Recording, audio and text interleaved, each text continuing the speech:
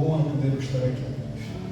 Quero convidar os irmãos a abrir o Santo Livro. Evangelho de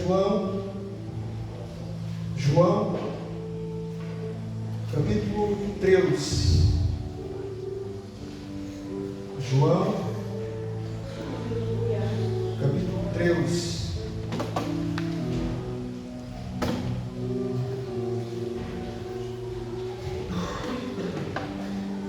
Verso 15. João, capítulo 13, verso 15.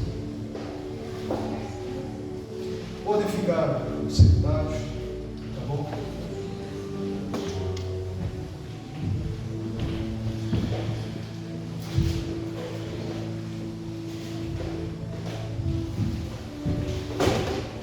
João, capítulo 13, verso 15.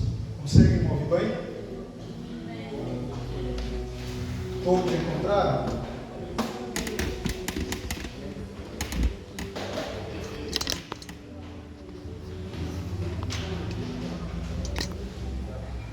Diz assim o nosso texto: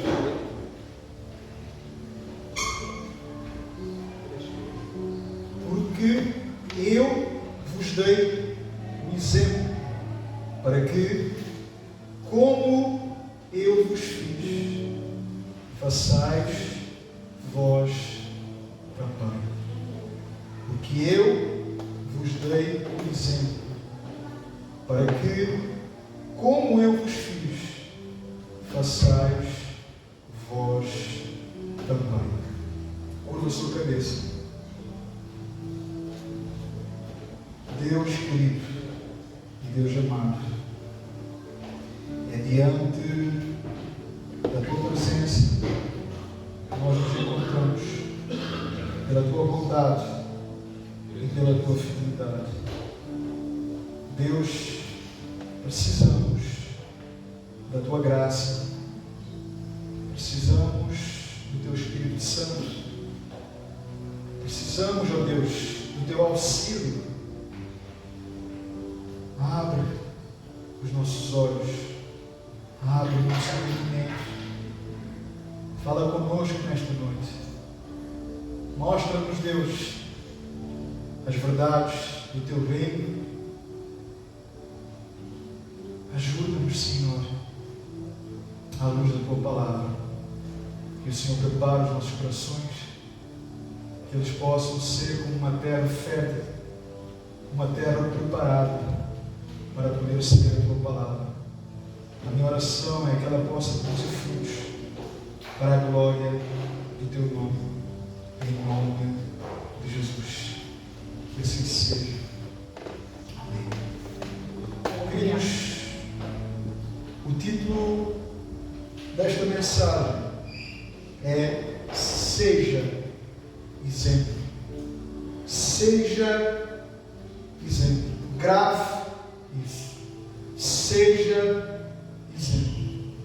Bom, nós estamos vivendo, ou estamos vendo em nossos dias, aquilo que o apóstolo Paulo, ele escreve no capítulo 1 de Romanos, que os homens, apesar de terem conhecimento de Deus, tanto por causa daquilo que os seus olhos podem ver, contemplar, isto é, a criação, a revelação geral, como também a consciência dos homens, tendo consciência daquilo que é bom, daquilo que é mau, daquilo que devem fazer e daquilo que não devem fazer.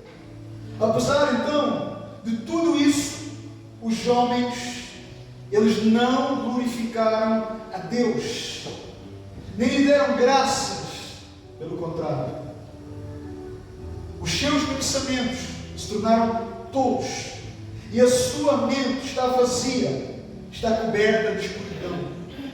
Eles dizem que são sábios, mas no final de contas são tolos, porque em vez de adorarem a Deus, ao Deus incorruptível, ao Deus imortal, eles passaram a adorar ídolos que se parecem com seres humanos. Então o homem se tornou irreconhecível. E este homem, ele é indesculpável diante de Deus. Então a referência deste homem, o modelo, o padrão, não é Deus, não é as Escrituras Sagradas, mas é o mundo e os seus slogans, é o mundo e os seus artistas, é o mundo e os seus ídolos. João Calvino, certa vez, ele disse que o coração do homem é uma fábrica de ídolos. O profeta Jeremias, no seu livro, Jeremias, capítulo 17, ele diz que o coração do homem é mais enganoso do que todas as coisas e desesperadamente corrupto é o coração do homem. Irmãos, o homem à parte de Deus, longe de Deus, destituído de Deus, ausente de Deus, afastado de Deus, é um ser completamente, terrivelmente mau e depravado, totalmente oposto a Deus, totalmente oposto ao nome de Deus, à mensagem de Deus e ao reino de Deus. E esse homem, ele vive como ímpio, ele age como ímpio, ele se comporta como ímpio. Automaticamente esse homem, ele vai viver de acordo com o seu padrão. E esse padrão, meus irmãos, não é Deus. Esse padrão não é as Escrituras. Aliás, nem tão pouco pode ser, porque o seu coração não pertence a Deus. Está longe de Deus, não reconhece Deus, não confessa Deus.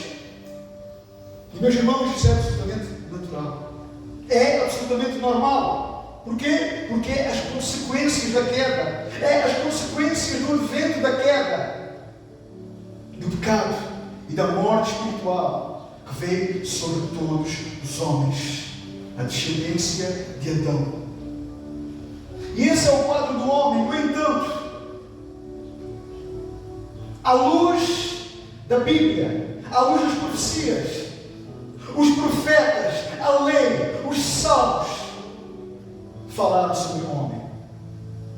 E a história nos diz que há 2000 anos atrás houve um homem que desceu à terra, tomando a forma humana, se fazendo semelhante aos homens, esvaziando-se da sua glória, assumindo então a forma de servo, e ele se humilhou, tornando-se obediente até a morte de cruz, para salvar e justificar pecadores, para reconciliar novamente homens e mulheres a Deus.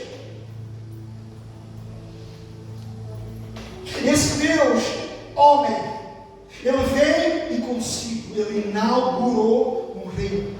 E é sobre esse reino que ele falou. É sobre esse reino que ele ensinou. Chamando então agora homens e mulheres pecadores ao reino. No entanto, o rei desse reino, apesar de vir, de morrer, de padecer, de ascender aos céus, apesar então desse rei ter se ausentado fisicamente, corporeamente, porquê? Porque ele subiu aos céus, ele ascendeu aos céus, prometendo então agora aos seus súditos, aos seus vassalos, aos seus servos, que voltaria para buscá-los, para que depois de tudo eles pudessem então desfrutar da plenitude perfeita desse reino na eternidade. Então é verdade que desse reino ele se ausentou, mas ele prometeu o seu Espírito. Esse Espírito que testifica dele, que representa a sua própria presença, que aponta para ele, que aponta para o seu reino, que ensina e testifica diante do seu povo o padrão desse reino, as suas implicações, que são absolutamente distintas e separadas do mundo. Então esse reino é de Cristo. Esse reino pertence a Cristo e é representado hoje na terra pela Igreja de Cristo.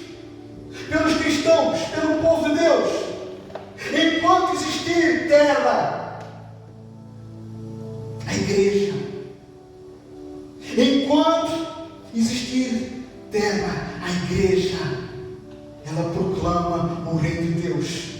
E esse reino, ele é totalmente distinto. Esse reino, ele é totalmente separado. Aliás, ele é totalmente distinto e separado de outro reino.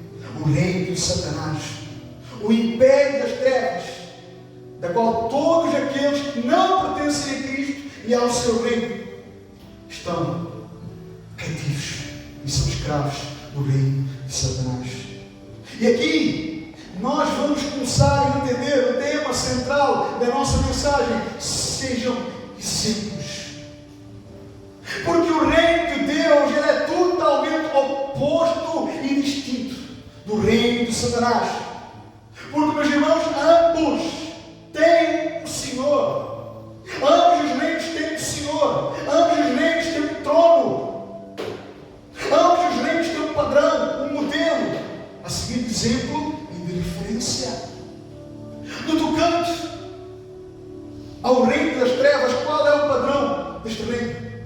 A mentira, a injustiça, a imoralidade, o ódio, as orgias, a impureza, a injustiça, a lascívia, o adultério, a fornicação, a satisfação própria, o prazer, o roubar, o matar, o destruir, o enganar, o seduzir, um arbítrio escravo, uma liberdade escravizada, um povo sem lei.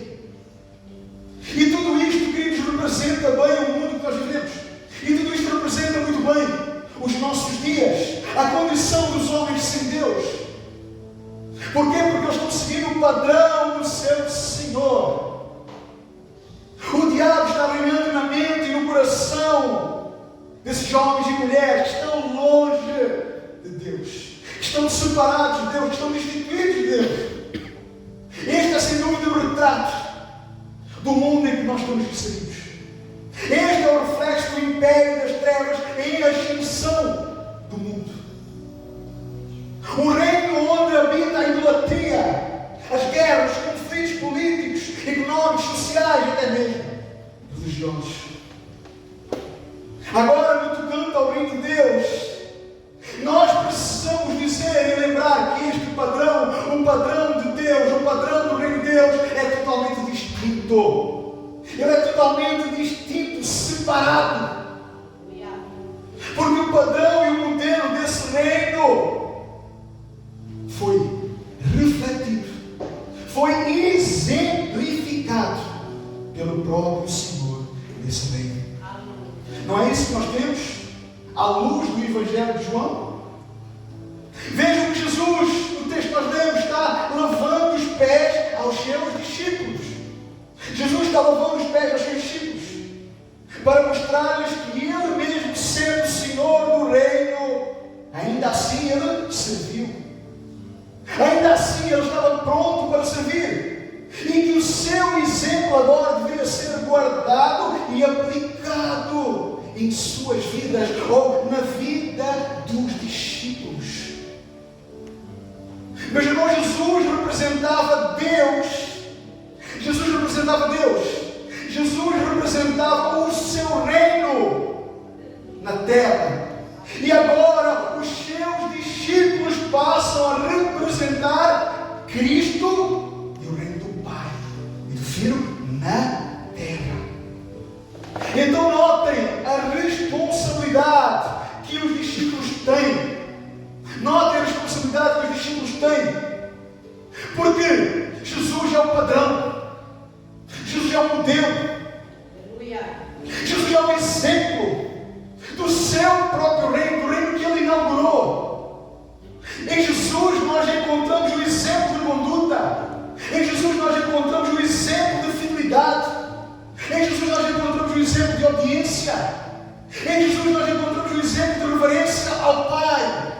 Em Jesus nós encontramos o exemplo de temor, de bravura, de coragem, de justiça, de ética, de retidão, de piedade, de santidade, de pureza, de humildade, de amor, de compaixão, de servidão, de hospitalidade,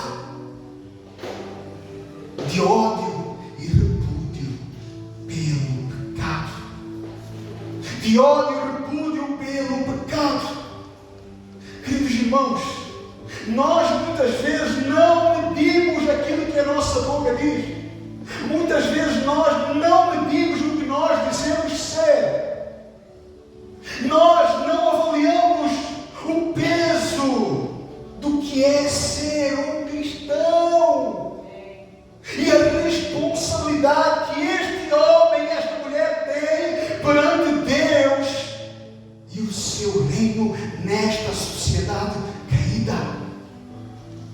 Sabem, queridos, só pelo simples fato de nós dizermos que somos cristãos, isso já deveria ter sérias implicações práticas em nossa vida. Isso deveria representar o quanto nós somos distintos, separados, referências para a sociedade caída. Isso deveria ter implicações práticas em tudo o que nós fazemos. Isso deveria ter implicações práticas em cada passo que nós damos, em nossas palavras, em nosso comportamento. Por quê? Porque nós estamos sendo constantemente medidos e avaliados pelas pessoas que estão à nossa volta. E isso significa que nós estamos sendo visados, analisados, avaliados. E isso só acontece pelo simples fato de sermos cristãos. E o ser cristãos significa ser absolutamente distintos e diferentes. Aleluia, glória a Deus. Por favor, atente bem para o que está sendo falado. E isso significa que, sendo cristãos, devemos ser distintos, separados, santos e zelos. Entenda isto. Ser cristão significa que eu carrego uma grande responsabilidade. Como assim, irmão Fábio? Eu passo a explicar, para que não fique dúvidas. O facto de nós sermos cristãos faz com que nós carreguemos o nome de Cristo. E nesse sentido, devemos servir de exemplo. Devemos servir de modelo. Devemos servir de padrão para todos aqueles que estão nos vendo. Principalmente os que estão mais próximos de nós. Não é isso, meu irmão, que Jesus está afirmando para os seus discípulos? Não é essa a lição que Jesus deixou para o seu povo? Para a sua igreja, para os seus discípulos? De serem seus imitadores? De seguirem o seu exemplo? De aplicarem o seu ensino em todas as áreas da sua vida? Para que estes jovens e estas mulheres possam ser reconhecidos como cristãos, como pessoas distintas, parecidas e semelhantes a Jesus.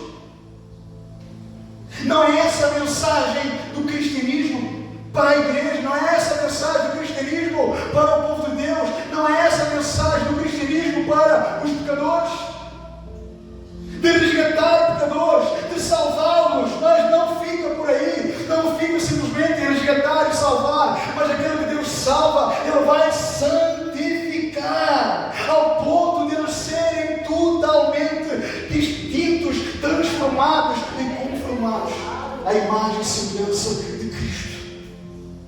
Não é isso que Jesus ensina no Sermão do Monte? No capítulo 6, nos versos 14 ao 16, Jesus vai dizer que os seus discípulos seriam o sal da terra e a luz do mundo. A glória de Deus brilharia diante dos homens por meio dos seus discípulos, para que o mundo, as pessoas pudessem ver as boas obras dos discípulos e glorificassem assim ao Deus Pai que está nos céus. Aleluia, glória a Deus.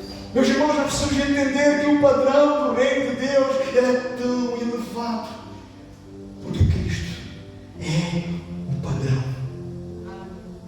Por isso ele exige a responsabilidade dos seus súditos, dos seus vassalos, dos seus servos, dos seus discípulos.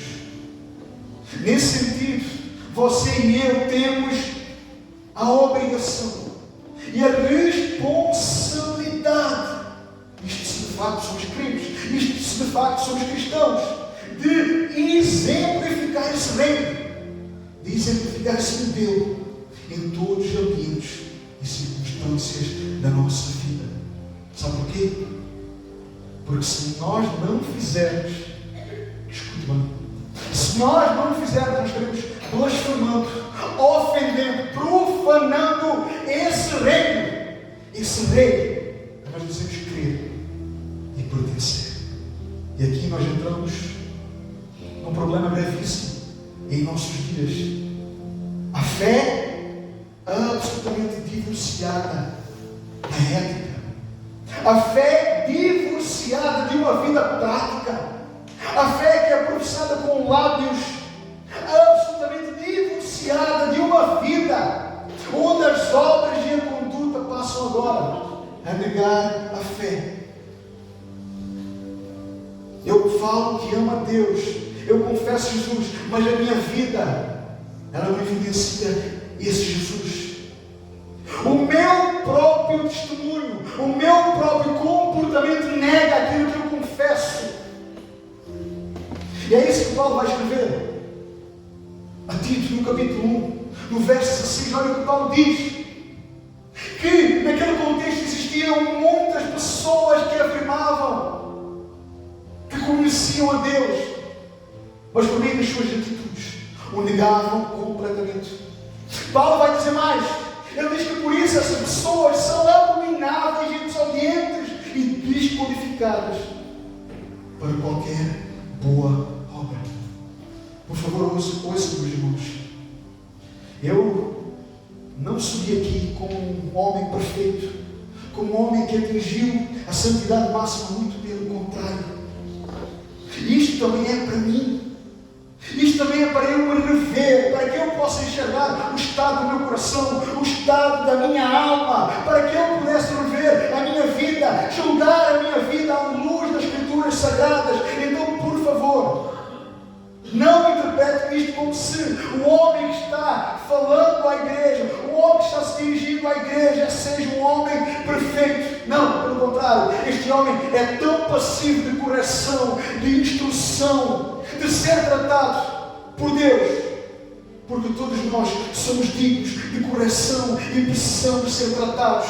E a Bíblia fala que Deus corrige aqueles que ama e açoita aqueles que têm como filhos. A correção de Deus, a advertência de Deus, a instrução de Deus revela a bondade e o amor de Deus e o cuidado de Deus pela sua igreja. Aleluia. Então ouçam, por favor, irmãos, e isto aqui é tão importante para nós. E eu rogo ao Senhor, pelo Espírito, que Ele possa gravar estas palavras em nossa mente, em nosso coração, em nossa consciência, e como nós precisamos que isto seja gravado em nossa mente, em nosso coração. Ouça, o exemplo tem poder. O exemplo tem poder. Por quê? Porque o exemplo, ele materializa o que você ensina. O exemplo materializa o que você fala. O exemplo materializa o que você diz. Por favor, escutem.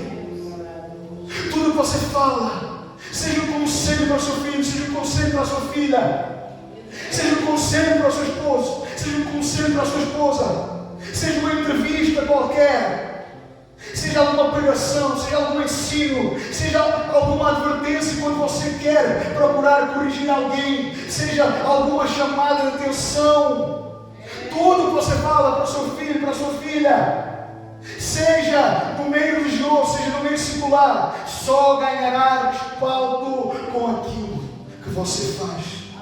Só ganhará respaldo com o seu exemplo, com o estilo de vida que você tem. Porque isso vai dar forças. Isso vai dar forças às suas palavras, ao seu exemplo. Isso materializa o que você está falando, de modo que a falta de exemplo enfraquece completamente o que nós falamos, o que você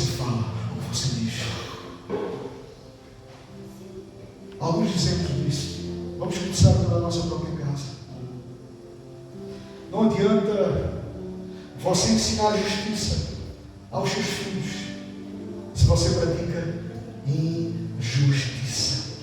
Ora, isso faz com que o seu ensino seja agora reprovado. Por quê? Porque você não é um ensino de justiça.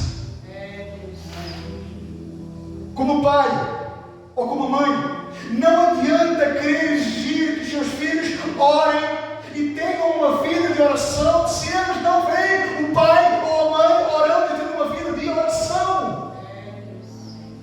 Não adianta, como pai, dizer para os seus filhos e para a sua esposa a importância das Escrituras se você não é um exemplo de um homem ou de uma mulher que gasta tempo com as Escrituras. Se você e eu não temos temor a Deus, reverência e zelo, se nós não nos comportamos bem na sociedade, como nós podemos exigir daqueles que estão ao nosso lado o comportamento correto? Porque o que valida o que você fala, o que valida o que eu falo, o que coloca peso do que você fala é o que você faz. Se você diz para os seus filhos que é importante orar e não ora, o facto então deles verem que você não dá importância à oração, que você não pratica a oração, que você não é diligente na oração, significa que você está pedindo a eles que orem, mas de alguma forma a sua vida mostra que a oração não é importante, porque você não ora, porque eles não vão ver isso na sua vida. Será que nós conseguimos perceber isto? Por isso é que o exemplo sempre falará mais do que as nossas palavras, porque o exemplo tem um poder extraordinário de educar, de instruir, de convencer, de transformar pessoas, de transformar ambientes, de mudar opiniões, ou até mesmo formar opiniões. Como cristãos, nós precisamos, meus irmãos, ter muito cuidado com tudo o que nós falamos, a maneira como nós agimos, os nossos movimentos, as nossas ações, porque elas estão servindo de modelo de imitação para outras pessoas. E aqui eu enfatizo algo muito importante. Esses exemplos, eles podem ser bons ou maus. Eles podem ser bons ou maus. E aqui está a força, o exemplo. Agora deixa-me dizer uma coisa que nestes dias tem sido bastante omitido, pouco falado e também muito pouco refletido, principalmente pelo povo de Deus. Você sabia que o exemplo, ele engrandece ou diminui Deus e o seu reino? Você sabia que o exemplo, ele engrandece Deus ou diminui Deus e o seu reino? Pense comigo. Se você canta, se você prega, se você fala, se você ensina sobre um Deus santo, um Deus justo, um Deus poderoso, um Deus amoroso, que está pronto a salvar pecadores, mas que esse Deus ele não tolera o pecado, que esse Deus abomina o pecado, mas de alguma forma, se você vive de uma maneira carnal, irreverente, desleixada, irresponsável, então saiba que é este Deus que você está transmitindo para aqueles que te veem, para aqueles que estão à nossa volta. Significa que você estará reduzindo a grandeza e a glória de Deus. E as pessoas que estão olhando para a sua vida vão entender que Deus é um ser que Deus é um ser fraco, sem glória, sem majestade, sendo um Deus que não requer nenhuma reverência, nem tampouco esse Deus deve ser levado a sério.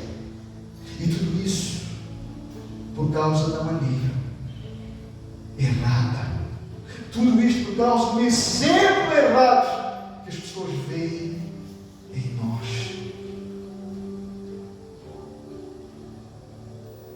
Você acha que o nosso comportamento não diz muito a nosso respeito? Você acha que o modo que nós nos comportamos não diz muito a nosso respeito? Você acha que as nossas roupas, as roupas que nós vestimos não diz muito a nosso respeito? Você acha que o seu modo de estar e viver não diz muito a seu respeito e a meu respeito? Você acha que o seu comportamento na escola, na rua, na sociedade, no trabalho, diante dos seus amigos, não diz muito a seu respeito e a meu respeito? Você acha que o seu exemplo não está influenciando pessoas, tanto positivamente como negativamente? Você acha que seu exemplo, se for negativo, não ofende a Deus? Você acha que se o seu exemplo e o meu exemplo for negativo, não ofende a Deus? Não ofende a santidade de Deus? Não ofende e envergonha o nome e a mensagem e o reino de Deus? Você acha que não escandaliza pessoas? Que não é pedra de tropeço na vida de pessoas? Meus irmãos, o diabo tem batido palmas em nossos dias de tanta alegria, destruindo relacionamentos, destruindo comunidades por causa da má reputação e do mau testemunho que muitos crentes têm dado, e envergonhando assim Deus e o seu reino, envergonhando assim o nome de Deus, o reino de Deus, a igreja de Deus vivo. Aquela que Paulo afirma em 1 Timóteo capítulo 3, verso 5, que é a coluna e o fundamento da verdade. A igreja de Deus vive, a coluna e o fundamento da verdade. O próprio Jesus em Lucas 17, ele fala sobre estes que são pedra de tropeço. E a sentença sobre estes que são pedra de tropeço é terrível. Olha o que Jesus diz em Lucas 17, verso 1 e 2. Disse Jesus aos seus discípulos: é impossível que não haja pedras de tropeço. Escute, mas ai daquele por quem elas vêm. Melhor seria para ele que se lhe pendurasse ao pescoço uma grande pedra de moinho e que fosse lançado no mar, do que pôr uma pedra de tropeço no caminho de um destes pequeninos. Meus irmãos, apesar daqui Jesus estar a se referindo especialmente aos líderes religiosos naquela altura, e até mesmo prevenindo os seus discípulos naquela altura para evitar qualquer tipo de escândalo, as palavras de Jesus aqui são pesadíssimas, porque Jesus diz que é melhor que este que está sendo pedra de tropeço seja preso e pendurado pelo pescoço a uma grande pedra e lançado no mar, do que ser pedra de tropeço, do que servir de escândalo, afastando assim os mais novos da fé pelo seu exemplo e comportamento errado, até mesmo pelo seu exemplo errado diante dos ímpios, do seu mau testemunho diante dos ímpios. Isto tem que causar temor e tremor em nós. Nós precisamos vigiar e ter cuidado com a nossa própria vida, pois se eu não estou atraindo e influenciando as pessoas para mais perto de Deus, significa que eu estou influenciando negativamente e podendo até mesmo ser pedra de tropeço e motivo de escândalo para as pessoas que me odeiam. Ai de nós, meus irmãos, consideremos isto, porque são palavras do Senhor Jesus, do Senhor no reino. Consideremos isto. Um viver santo aponta para um Deus santo. Um viver santo vai apontar para um Deus santo.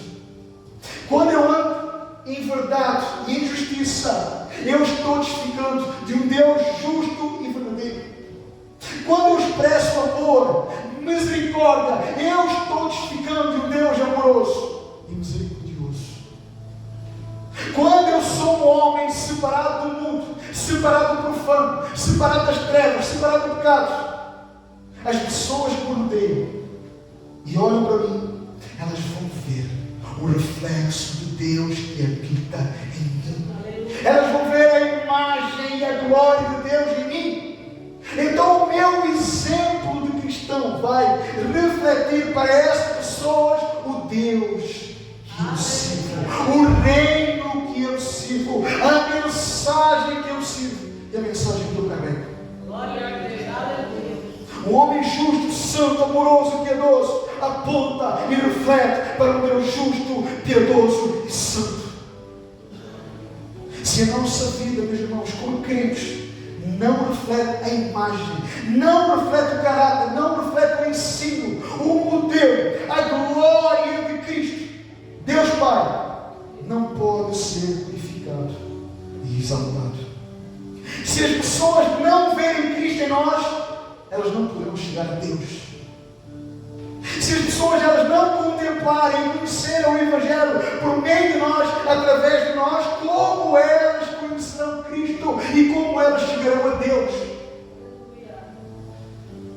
Nós conseguimos notar, então, e entender a força do exemplo.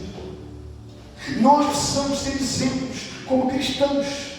Nós precisamos ter exemplos como comunidade, como igreja de Cristo. Porque é nosso dever escuto, é nosso dever zelar pelo nome de Deus, pela mensagem de Deus e pelo reino de Deus. Nós devemos trabalhar, labutar para santificar o nome de Deus. Glória a Deus. Aleluia. Nós devemos trabalhar para que os atributos de Deus não sejam pisados, diminuídos, profanados. Queridos, o terceiro mandamento do Decálogo diz: não tomeis o nome de Deus em vão. O terceiro mandamento diz que nós não podemos tomar em vão o nome do Senhor. Meus irmãos, escutem, até os dias de hoje, muitos judeus, por considerarem o nome de Deus tão divino, tão sagrado, por considerarem a santidade de Deus tão elevada, por considerarem que o terceiro mandamento tão importante, quando eles querem mencionar o nome de Deus, eles não usam o nome Yahvé, porque Yahvé reflete a santidade e a glória de Deus. Então, quando eles querem mencionar o nome de Deus, eles não mencionam Yahvé por causa deste mandamento.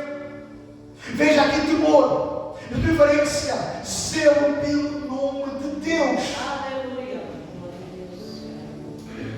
Agora, trazendo para nós, fazendo uma aplicação para as nossas vidas, isto deveria fazer nós mudarmos o nosso vocabulário, as nossas frases, sem sentido. Em todo o tempo nós colocamos Deus nas nossas barganhas, nas nossas conversas, que não tem nada a ver com Deus e a sua santidade.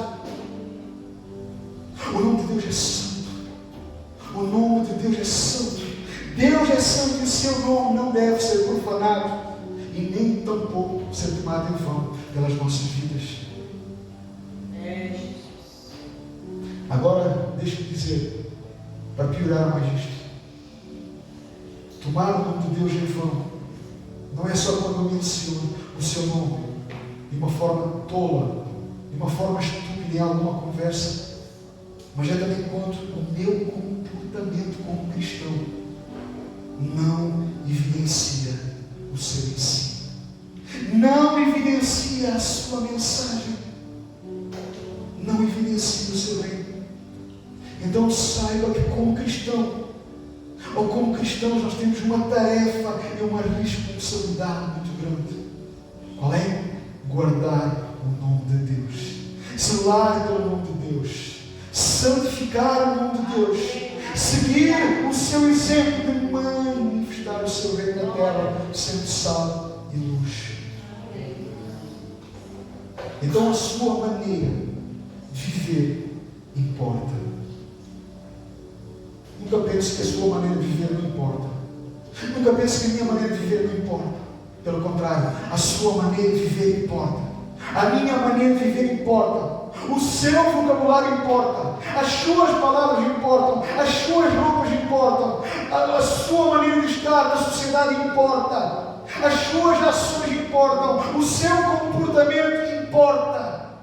E de fato, sempre vamos servir, dizendo para aqueles que estão nos vendo. Portanto, o único caminho que nós temos para aqueles que estão dentro do reino é seguir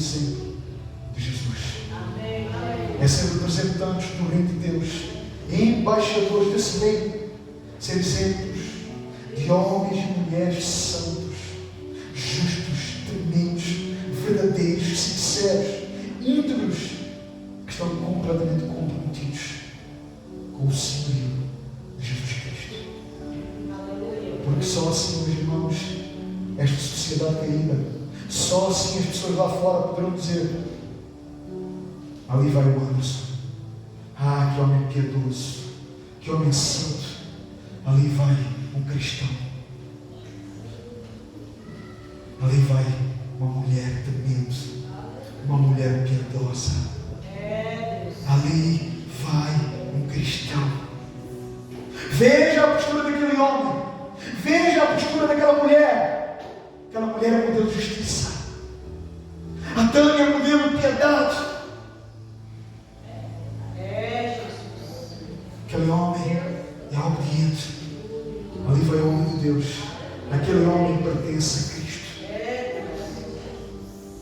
Meus irmãos, esta é a única maneira de levar homens e mulheres a Cristo, de podermos ter influência na vida de pecadores, de podermos ter a liberdade de pregar o Evangelho com ousadia e com intrepidez, para que as pessoas, quando nós nos dirigimos a elas passem a parar para nos ouvir, por causa da nossa conduta, por causa da nossa boa reputação, por causa do nosso bom testemunho. Elas vão querer nos ouvir, elas vão parar para nos ouvir, elas vão querer ouvir o que nós temos para falar. Agora, se não for assim, meus irmãos, como os nossos familiares vão querer nos ouvir? Se não for assim, como os nossos amigos vão querer nos ouvir? Como os nossos colegas de trabalho vão querer nos ouvir? Que tipo de influência nós poderemos ter se a nossa vida não é exemplo? Meus irmãos, jamais poderemos ter influência sobre esta geração se o nosso comportamento não evidencia o Evangelho de Jesus Cristo. Jamais poderemos pregar Cristo se a nossa vida não evidencia Cristo. Jamais poderemos pregar a salvação se a nossa vida não evidencia essa mesma salvação. Jamais poderemos ser luz nas trevas se a nossa vida não manifesta a luz no meio das trevas. Se nós, como igreja, queremos atrair os pecadores à fé e ao Evangelho, a nossa própria vida, ela precisa de fato evidenciar a verdadeira fé, o verdadeiro Evangelho e o verdadeiro reino de Deus que é expressado em nós, por nós, na maneira de estar, na maneira de se comportar, na maneira de viver. Então, em nome de Jesus, que nós possamos abandonar a hipocrisia, se há hipocrisia, se houver hipocrisia, que nós possamos abandonar a hipocrisia. Em nome de Jesus, não queira viver como discípulo, se não o é, se não o quer ser. Porque neste reino há um Senhor, todos os outros são vassalos, todos os outros são servos. Em nome de Jesus, se há máscaras, abandonemos as máscaras. Se há rótulos de crentes, abandonemos os rótulos. Em nome de Jesus.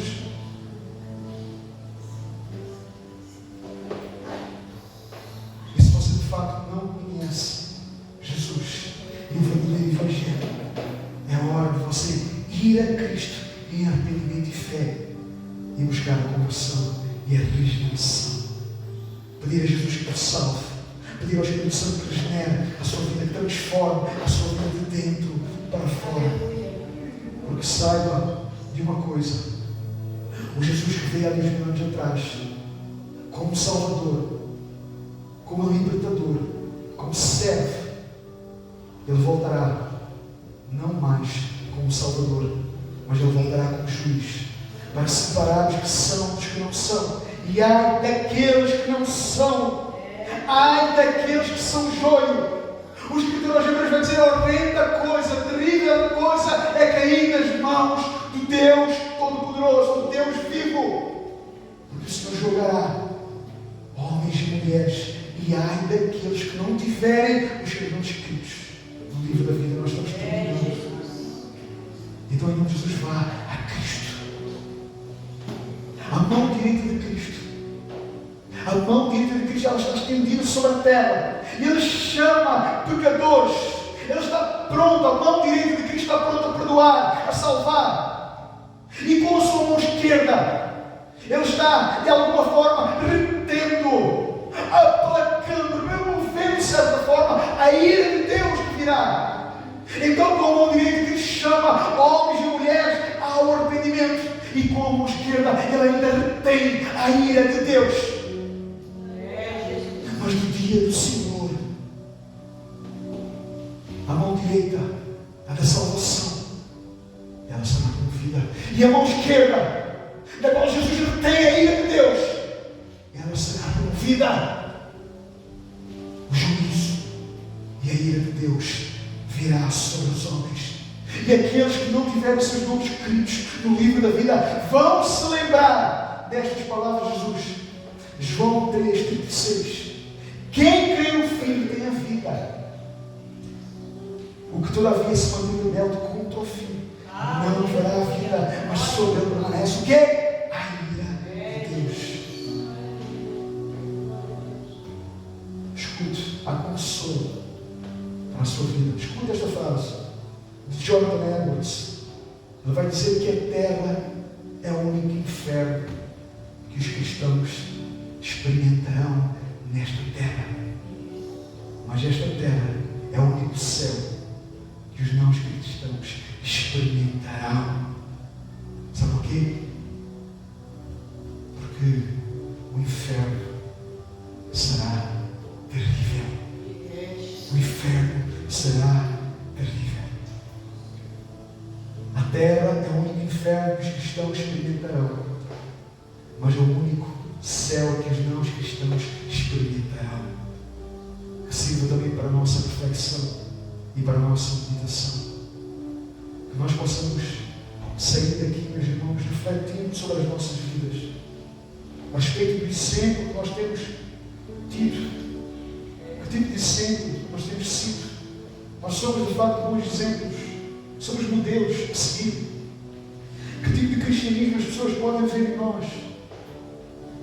Que tipo de cristianismo as pessoas podem ver na minha vida? As pessoas estão vendo Cristo na minha vida, na sua vida, na nossa vida, na vida da comunidade. As pessoas estão vendo o reino de Deus na nossa vida. Se depender de nós, as pessoas podem conhecer Cristo. Se depender de nós, as pessoas podem conhecer a Bíblia. Se depender de nós, as pessoas podem conhecer Cristo. Se depender de nós, as pessoas estarão mais perto de Cristo. Se depender de nós, as pessoas estarão mais perto do Evangelho. Se depender de nós, as pessoas estarão mais perto de Deus. A nossa vida reflete o Evangelho de Jesus Cristo. O nosso mundo tem chamado os pecadores ao arrependimento e à fé. O nosso comportamento tem atraído pessoas a querer nos ouvir, a querer nos seguir. As pessoas têm curiosidade de querer conhecer mais da nossa fé, da fé que nós professamos.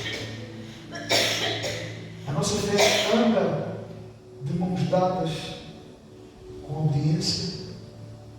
O nosso comportamento respalda o ensinamento de Cristo. Será que Cristo pode testemunhar a nosso favor, dizendo que verdadeiramente nós somos seus discípulos? Que tipo de testemunho o mundo está dando de nós? Que tipo de testemunho os ímpios estão dando de nós? O mundo reconhece o nosso cristianismo porque a primeira vez que os crentes foram chamados de cristãos foi os ímpios, foi o mundo que disse: ali vão os cristãos, porque eles eram parecidos com o Nazareno.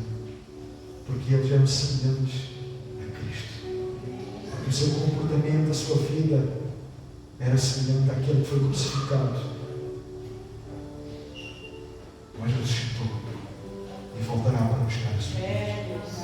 Que Deus nos ajude, queridos, todos nós, a refletir.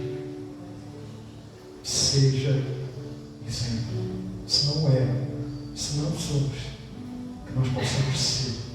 Em nome de Jesus, curva a sua cabeça. Senhor Deus, obrigado por este tempo tão precioso. Aqui nós contemplamos a tua bondade. Aqui nós contemplamos o teu amor. Aqui nós contemplamos, Deus,